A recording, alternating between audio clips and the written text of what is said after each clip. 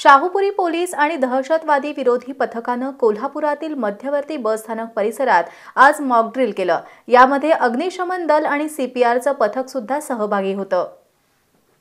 आज संध्याकाळी कोल्हापूर मध्यवर्ती बसस्थानक परिसरात बॉम्ब असल्याची माहिती कोल्हापूर कंट्रोल रूमला मिळाली। याबाबत शाहूपुरी पोलीस ठाणे, दहशतवाद विरोधी पथक, स्थानिक गुन्हे अन्वेषण शाखा, अग्निशमन दल आणि सीपीआर यांना कंट्रोल रूमकडून वर्दी देण्यात आली।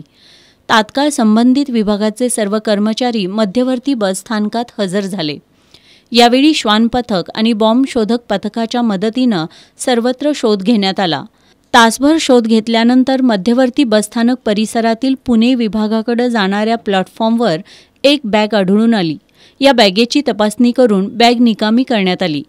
सायंकाळच्या वेळेत मध्यवर्ती बसस्थानकात जमा झालेल्या फौजफाट्यामुळे लोकांना नेमकं काय झालंय हे समजत नव्हतं, परंतु दहशतवादी कारवायांचा मुकाबला करण्यासाठी दहशतवादी विरोधी पथकानं सर्व संबंधित यंत्रणांची सजगता तपासण्यासाठी शाहूपुरी पोलिसांसह दहशतवाद विरोधी पथकानं केलेलं हे मॉकड्रिल असल्याचं स्पष्ट झाल्यानंतर लोकांचा जीव भांड्यात पडला।